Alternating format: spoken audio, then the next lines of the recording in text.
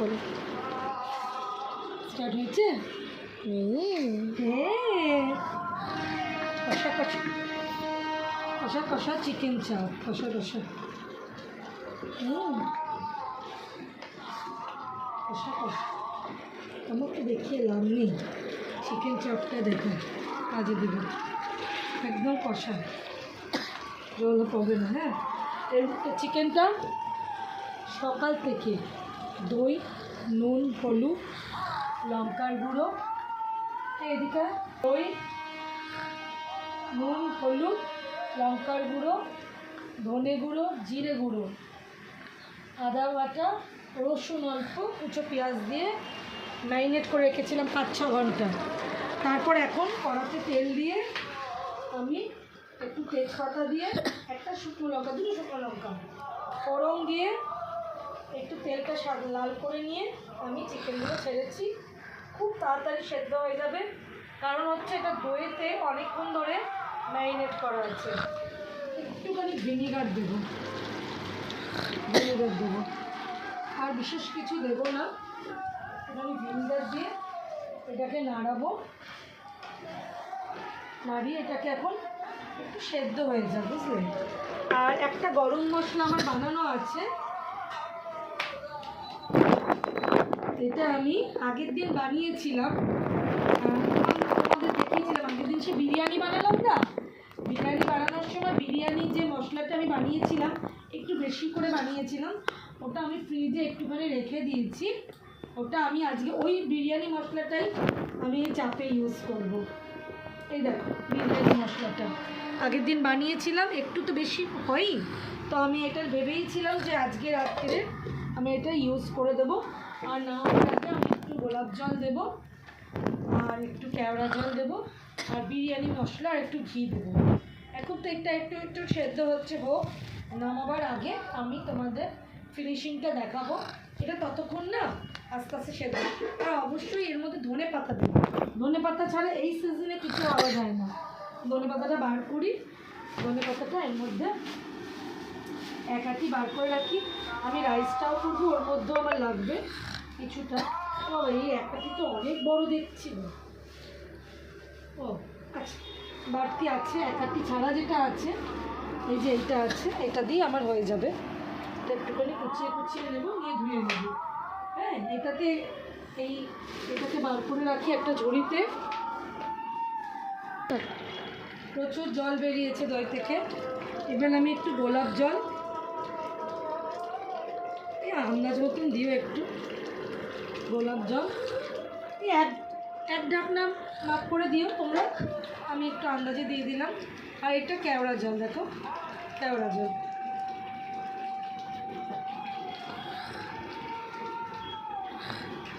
গোলাপ জল, কেওড়া জল এই অবস্থায় দিয়ে দিচ্ছি, কেন এটা মোটামুটি হয়ে এসছে।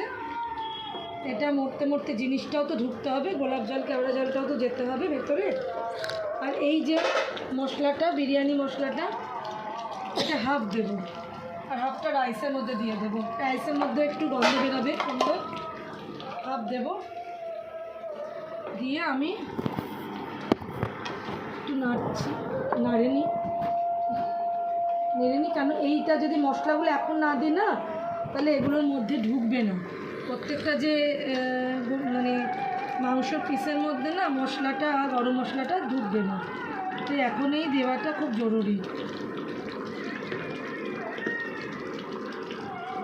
সুন্দর একটা গন্ধ আসছে, এই সময় দিয়ে দিলাম, ওই জন্যে পুরো সেদ্ধর সাথে এটা ভালো মতো মিশে যাবে। আর বাড়তি যদি একটুখানি গরম মশলা দিতে ইচ্ছা হয় কারোর, সেক্ষেত্রে আমার বাড়িতে আমার বানানো ঘরোয়া গরম মশলা আছে, সেটা আমি একটুখানি দিয়ে দিলাম আর একটু বেটার টেস্টের জন্য।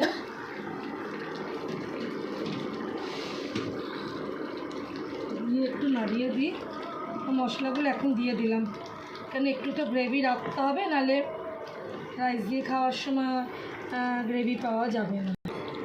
মা গন্ধগুলো ভালো বেরোচ্ছে। হ্যাঁ, ভালোভাবে বানাচ্ছি তো। সব রান্নাই চেষ্টা করি, নিরামিষই হোক আমিষই হোক, একটু ভালোভাবে বানাতে। কিন্তু আমি একটুখানি ফিউশন করে রান্না করতে ভালোবাসি, মানে চিরাচরিত যে রান্নাটা হয় এটা ছাড়া ওটা হবে না, ওটা ছাড়া ওটা হবে না, সেটা ছাড়া সেটা হবে না, আমি চেষ্টা করি তার বাইরে গিয়ে যেটা নেই সেটা ছাড়া করতে, যেটা বানিয়েছি সেটা রয়েছে সেটা দিয়ে করতে। এরকম নয় যে আমার শাহি গরম মশলাই লাগবে, আমার শাহি গরম মশলার জায়গায় অন্য কিছু হলেও চলবে। আমি একটুখানি আমার মতন করে, এবং সেই পলিসিটা যে অনেকে বলে না এই 2 থেকে 4 দানা রসুন দেবে রান্না, আমি সেটা 2 দানাও দিতে পারি, 6 দানাও দিতে পারি। কোনো রান্নায় আগে রসুনটা দিলে খেতে ভালো লাগে, রসুনের গন্ধটা। তো আমি সেইগুলো মাথায় রেখে সবসময় রান্না করি। তো আমার রান্না সম্পূর্ণ আমার নিজের মনের মতন করি, স্টাইলে করি, নিজের স্টাইলে রান্না পুরোটাই হচ্ছে পুরো মশলার কষানোর হাতের খেলা, নুন মিষ্টি ঝাল সমস্ত কিছু জানি। এখানে যে বন্ধুরা দেখছি প্রত্যেকেই যে আমি কী কথাগুলো বলছি সেগুলো ও সেইভাবেই চলি আর কি। একটু নাড়াই, একটুখানি গ্রেভিটা একটু আর একটু টেনে নিই, জলটা তুলে রাখলেই জলটা তাড়াতাড়ি টানবে।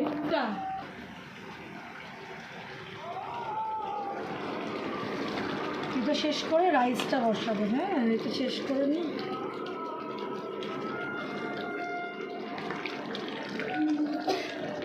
ইয়েস,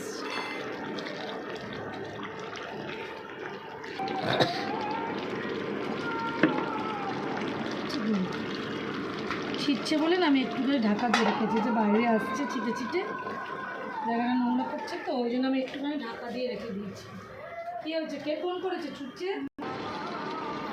এটা আমি নামাবো, নামাবার আগে একটু ধনে পাতা দেবো, ধনে পাতা দিলাম, দিয়ে একবার নামিয়ে দেবো, কেন গ্রেভিটা যথেষ্ট মরে গেছে, আর দরকার নেই মরে। হ্যাঁ,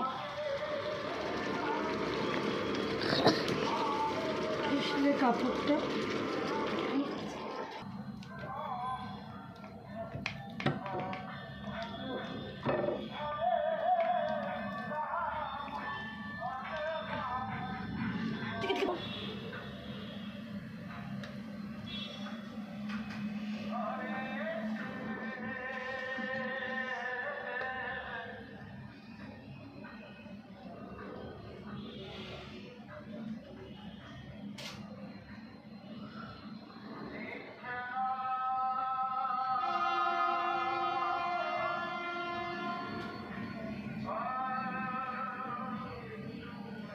আর একটু ওপর দিয়ে ধনে পাতা ছড়িয়ে দেবো, জাস্ট সেই গ্রেভিগুলোর এগুলোর ওপর ধনে পাতাটা একদম ছোটো ছোটো বিট করে ছড়িয়ে দিলাম। চিকেনটা বাড়িতে করে দেখো একবার, খুব ভালো লাগবে খেতে। আমার স্পেশাল চিকেন বন্ধুরা, একদিন এভাবে করে দেখো বাড়িতে। চিকেনটাকে জাস্ট সুন্দর করে ম্যারিনেট করে রাখবে, দই দিয়ে অবশ্যই, তারপর বানিয়ে ফেলো এরকম সুন্দর করে একটা চিকেন কষা, এর সাথে রাইস দিয়ে খাবে, অপূর্ব লাগবে খেতে। এইভাবে গার্নিশ